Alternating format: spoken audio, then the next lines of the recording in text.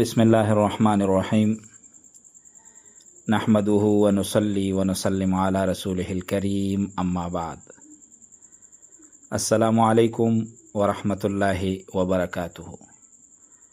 قدرمنو محترم اوریدونکو، زه ستاسو دعاګانو محتاج محمد داود عابد یم او ستاسو په درانه خدمت کې حاضر شوم. محترمو، انسان که هر څومره نیک شي خو اکثر د پاره انسان ګناهګار خامخا وي. په ګناهګارو خلکو کې رب العالمین ته د ټولو نه نږدې هغه انسان دی چې هغه په خپلو ګناهونو باندې خپیمانه او په هغې باندې توبه وباسي. په دنیا کې که یو انسان ګناه کوي نو دا د رب العالمین نافرمانی ده او الله تبارک وتعالی په دې باندې ډېر زیات خفه کیږي. مسلمانه چرته سوچ دی کړی چې زه د ګناه دپاره قدم اخلم نو رب به زمانه څومره خفه کیږي. والله چې ډېر خفه کیږي. الله وی بنده تاله ما څه نه دي درکړی؟ بنده کم نعمتونه دي چې تاله ما نه دي درکړی؟ د ټول نه لوی احسان په تا باندې دا نه دی چې ته رب پیدا کړی، دنیا یې پیدا کړه چې ته نه وې پیدا کړی، د رب په ملکیت کې څه کمی خو نه راته، خو بنده تا سره احسان وکړه، د دنیا دا ژوند یې در نصیب که، بیا ته د هغې د پاسه د رب نافرمانی کې نو رب ډېر زیات خفه کیږي.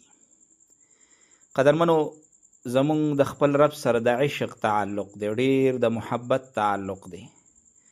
د محبت په تعلق کې چې کله یو خفه انسان راضي شي او خوشحاله شي نو دا ډېر د خوشحالی مقام وي.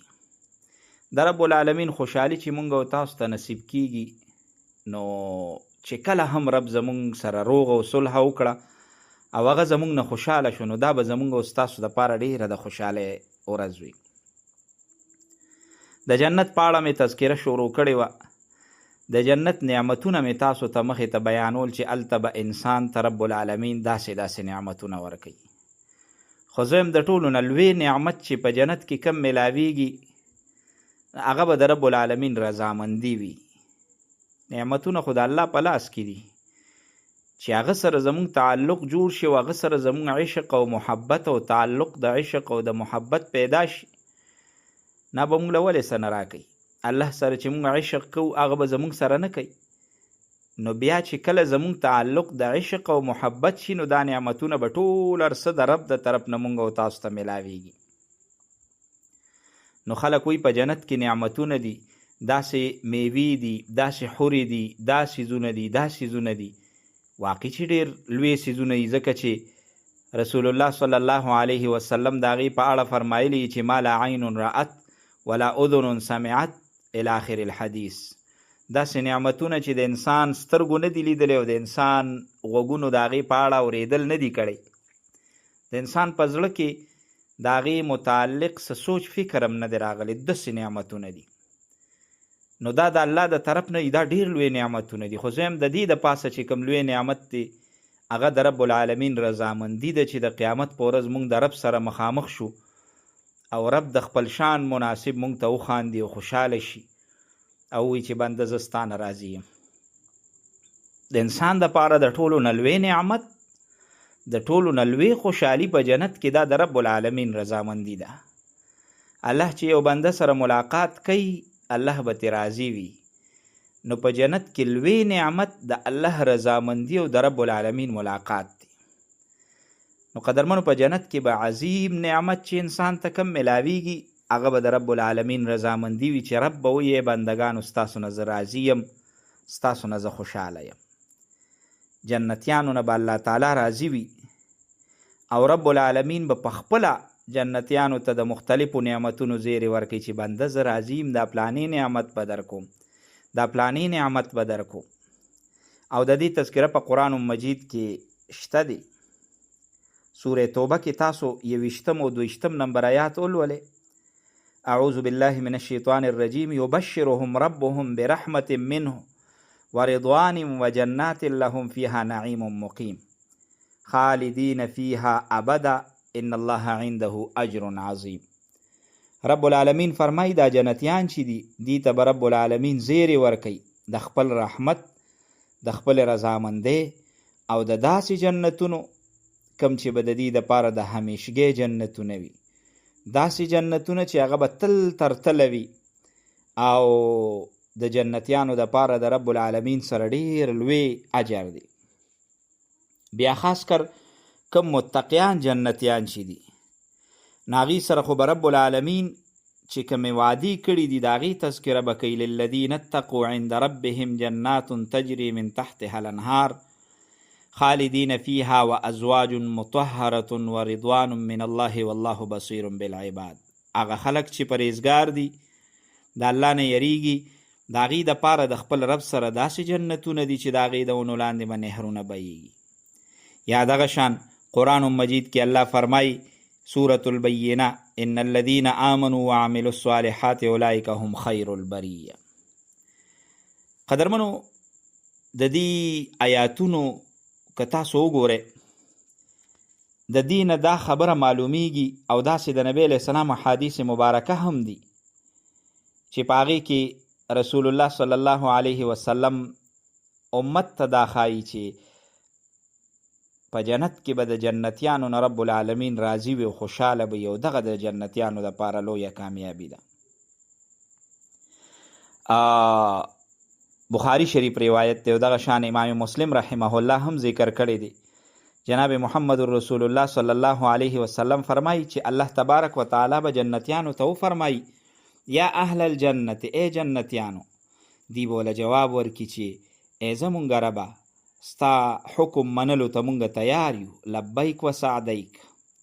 رب العالمین به ورته وفرمایي چې نه، نن به زه تاسو ته حکم نه کوم، نن خو به زه تاسو له نعمتونه در کوم او دا دومره ډېر نعمتونه مې درکړل. هل رضیتم، آیا تاسو زمانه خوشحاله یې، تاسو زمانه راضي یې؟ دی به ورته عرض وکړي چې ای ربه مونږ به ولې نه راضي کیږو چې څومره نعمتونه دي اخو تا مونږ له راکړل او داسې نعمتونه چې د بل چا له ورکړي هم نه دي. رب العالمین به ورته وفرمایي چې نه، دا څه نعمتونه دي، انا اعطیکم افضل من ذلک، زه به تاسو ته د دین هم ښکلې نعمتونه در کوم. دی به تپوس وکړي چې ای ربه د دین افضل نعمت هم څه شته دی؟ رب العالمین به ورته وفرمایي چې او که نه، احل علیکم رضوانی فلا اسخط علیکم بعده ابدا. د ټولو نه لوی نعمت د مسلمان د پاره او د جنتی د پاره بدای.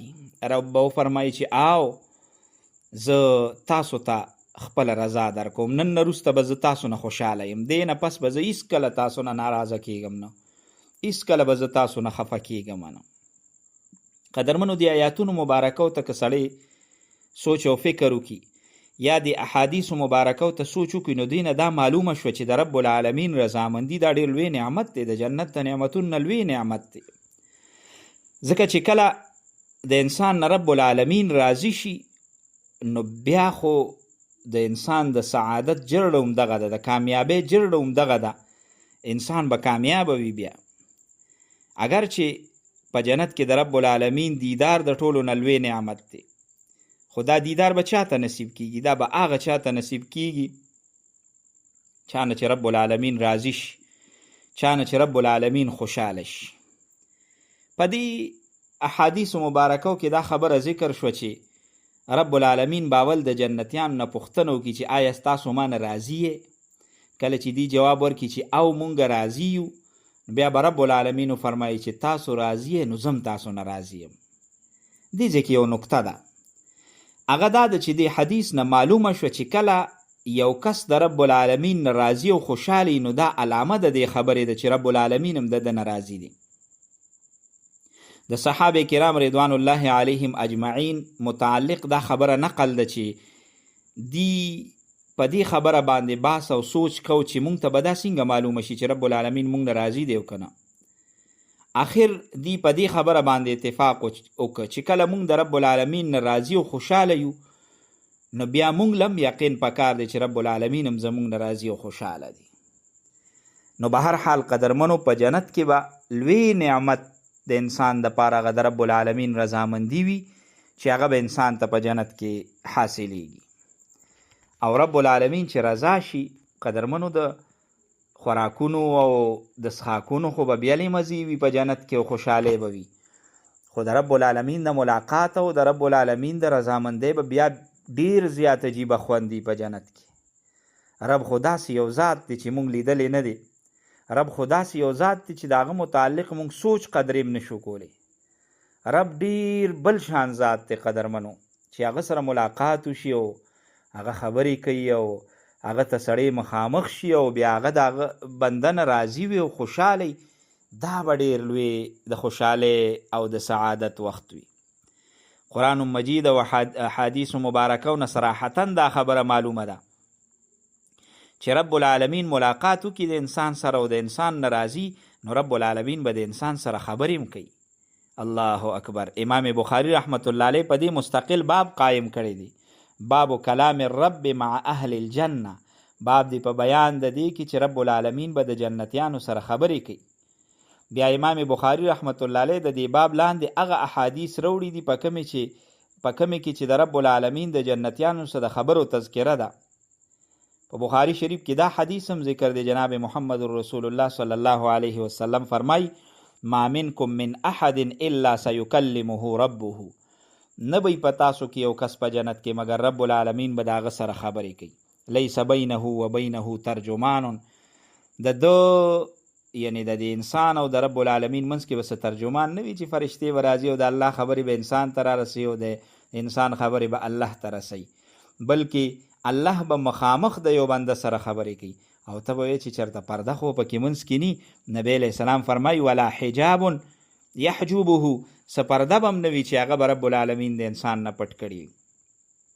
انسان به رب ویني مخامخ او رب العالمین سره به خبرې اترې کوي. رب به د بنده سره د قیامت په ورځ خبرې کوي. دې نه علاوه نور هم ډېر احادیث مبارکه داسې دي چې په هغې کې د بنده د رب العالمین سره د خبرو تذکره راغلی ده چې د قیامت په ورځ او بالخصوص په جنت کې به رب العالمین د خپلو متقیانو بندگانو سره هغه خلک چې په دنیا کې د ګناه د کارونو نه ځان ساتي هغې سره به رب العالمین خبرې کوي. په جنتیانو باندې به رب العالمین سلام وایي، سلام به پرې رالیږي. او دا د قرآن مجید آیاتونو کې د دې تذکره شته دی. تاسو وګورئ سوره یاسین 58 نمبر آیات، سلام قولا من رب الرحیم. الله تعالی به په دې باندې سلام اچي. دا به د رحیم رب ویناوي. دا سلام به د رب العالمین د طرف نه. مؤمنان چې کله د رب العالمین سره ملاقات کوي په دې وخت کې به الله تعالی په دې باندې سلام اچي. قرآن کې د دې تذکره شته دی، تحیتهم یوم یلقونه سلام واعد لهم اجرا کریما. په کوم ورځ چې مؤمنان د رب العالمین سره ملاقات کوي د دې دپاره به دعا داوي چې رب العالمین به په دې باندې سلام اچي. نو معلومه شوه چې الله تبارک وتعالی په جنت کې به خلکو سره خبرې هم کوي تر دې چې سلام به مچي. مفسرین فرمایي چې د سلام مطلب دا دی چې یسلم الله علیهم و یسلمهم من جمیع الآفات. الله پاک به په دې باندې سلام اچي او دې به د ټولو آفتونو نه محفوظ ساتي. بل حدیث مبارک کې راځي جناب محمد رسول الله صلی الله علیه وسلم فرمایي چې جنتیان به په خپلو نعمتونو او مزو کې مشغوله وي چې ناڅاپه به دی یو نور وویني او دی چې دغه نور وویني نو دی به سرونه راوچت کړي. ناڅاپه به وګوري چې رب العالمین د دې د پاسه تجلی وفرمایله، یعنی رب العالمین به ظاهر شي. هغه رب العالمین به دې ته وفرمایي السلام علیکم یا اهل الجنه. ای جنتیانو په تاسو باندې دې سلام وي. رسول الله صلی الله علیه وسلم فرمایي په بندگانو باندې به رب العالمین سلام اچي. ویل د دې تذکره په قرآن کې شته که نه چې سلام قولا من رب الرحیم. نو رب العالمین به جنتیانو ته ګوري، دی به رب العالمین ته ګوري. جنتیان به د رب العالمین په دیدار کې دومره مستغرق شي چې تر څو پورې دی ته رب العالمین ګوري نو تر هغې پورې به دی هیڅ یو نعمت ته توجه نه کوي، تر دې چې رب العالمین به د دې نظرونو نه به پټ شي، په حجاب کې به شي. خو دی به بیا هم د رب العالمین طرف ته متوجه وي. قدرمنو دا هغه احادیث مبارکه دي په کوم کې چې د رب العالمین د لیدو او د رب العالمین سره د خبرو تذکره ده. څومره ښکلی وخت وي چې بندگان د الله په نعمتونو کې مصروف وي. نه حسد وي، نه کینه وي، نه بغض وي، نه دشمنی وي، نه چاته پړه کې خبرې وي، رورولي وي، مینه محبت وي، اخلاص وي او یو بل سره د مینې او محبت جن وي او انسان په نعمتونو کې اخته او رب العالمین تجلی فرمایي ظاهر شي او आवाज وکړي چې جنتیانو څه کوئ، نعمتونه خورئ، سلام دی وي په تاسو باندې زما د طرف نه. دا به څومره ښکلی وخت وي قدرمنو، دا ټول هر څه به چېرته وي، دا به په جنت کې وي.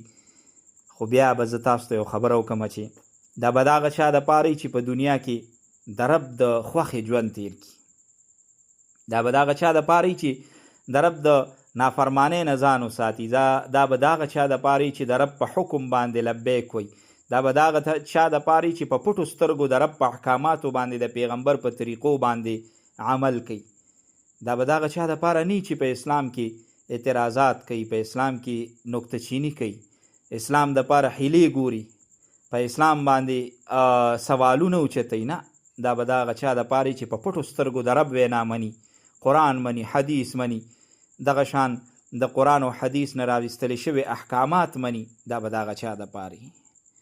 قدرمنو، جنت کې چې کله انسان وي د رب العالمین سلام به راځي او د رب د سلام سره سره دا فرشتې چې الله پیدا کړي دي دا به هم د جنتیانو په خدمت کې لګیا وي او دی به هم جنتیانو ته سلامونه کوي.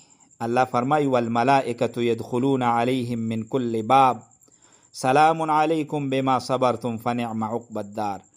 فرشتي به په دې باندې د جنت د هرې دروازې نه داخلي او دا به ورته وي چې په تاسو باندې د سلام وي. دا ولې؟ دا ځکه چې تاسو په دنیا کې تکلیفونو باندې صبر وکړو، اوس دا د آخرت ډیر ښه کور دی چې تاسو له درکولی کیږي.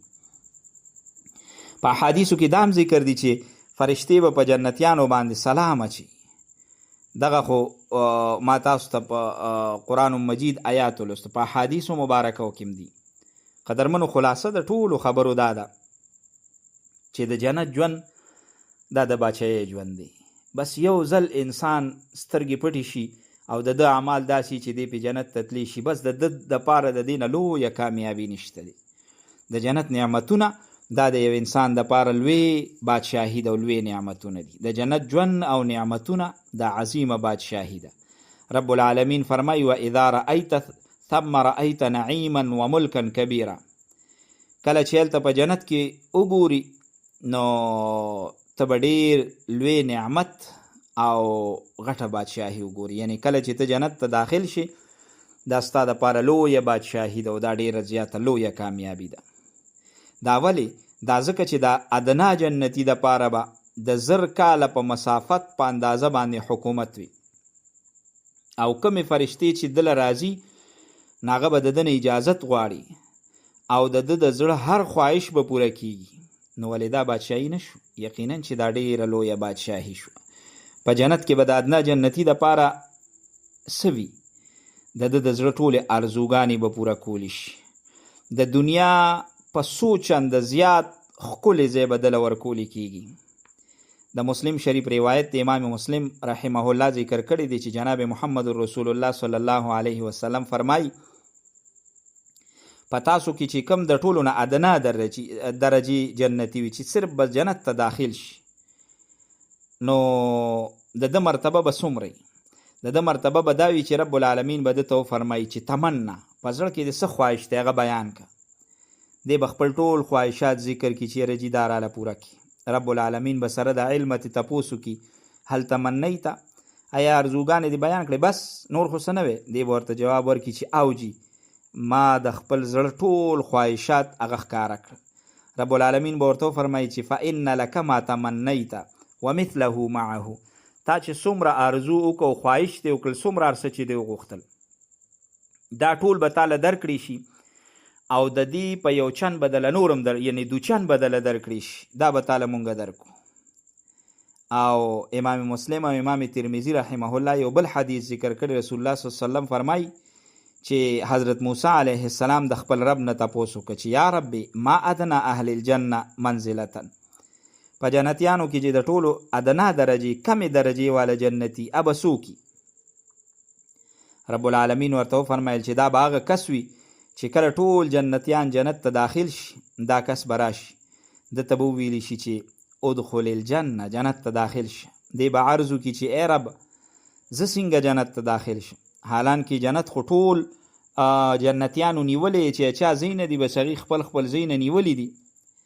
دته به وویلی شي اترضى ان یکون لک مثل ملک ملک من ملوک الدنیا، آیا ته په دې خبره باندې راضي چې تا ته د دنیا د بادشاهانو عمره حکومت درکړي شي؟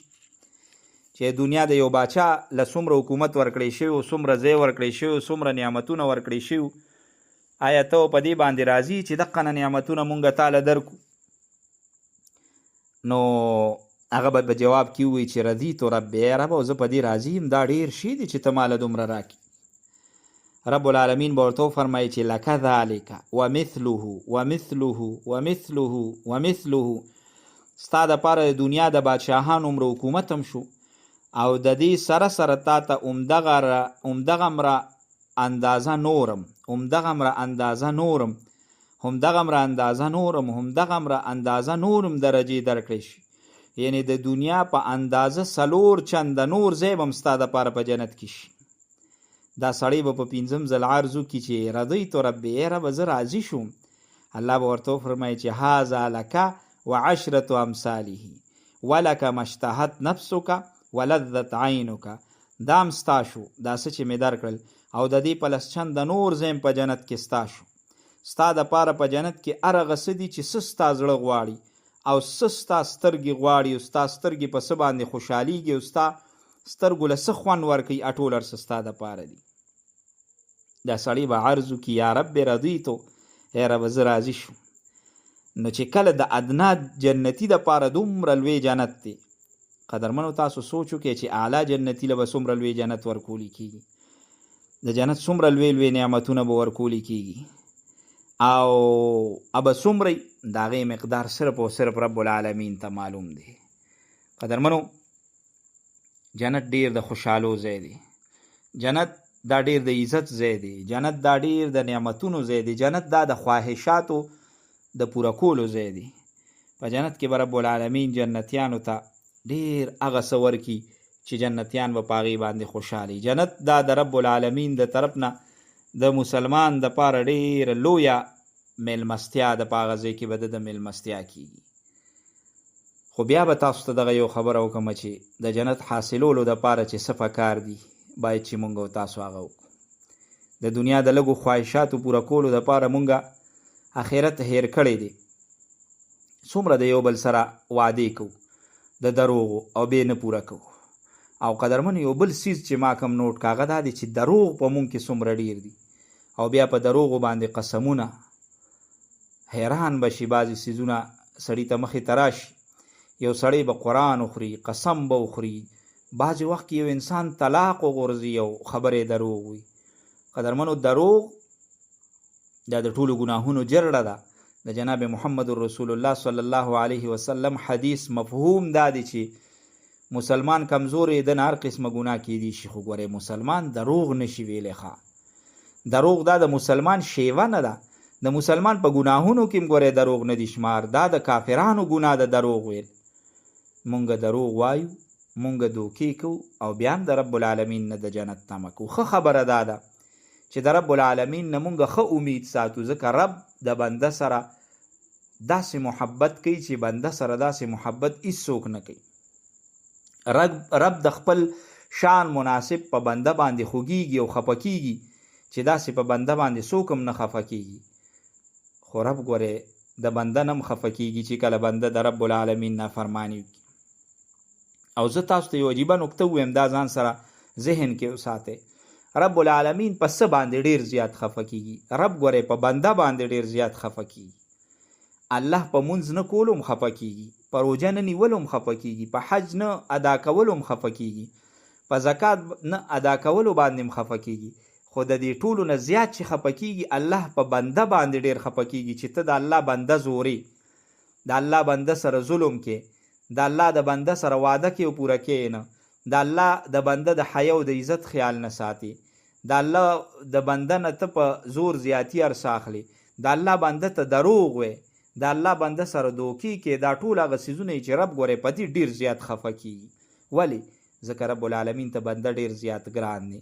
ته چې د رب العالمین بنده سره دا څیزونه کې، نو رب العالمین ګورې په دې دومره خفه کیږي، دومره خفه کیږي چې د الله رب العالمین او د پیغمبر نه ثابته خبره ده چې ګوره رب العالمین به مونځ روژه حج زکات تا ته معاف کی، خو د یو بنده حق بیا په بنده باندې پرېښی چې زه هغه در سره هر څه کوي نو بس ما ته به هغه منظوروي.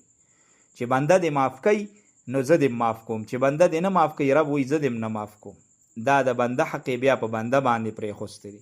ځکه موږ ته دا حکم هم دی چې په دنیا کې د یو چا سره ستا د لاسه ظلم زیاتی وشي او د هغه مال ستا نه خراب شي نو ته کوشش وکړه چې په دنیا کې د هغه نه معافي وغواړې، ځکه په آخرت کې بیا د هغه نه معافي غوښتل او بیا د هغه معاف کول چې ابه تا معاف کړي دا ډېره بعیده خبره ده.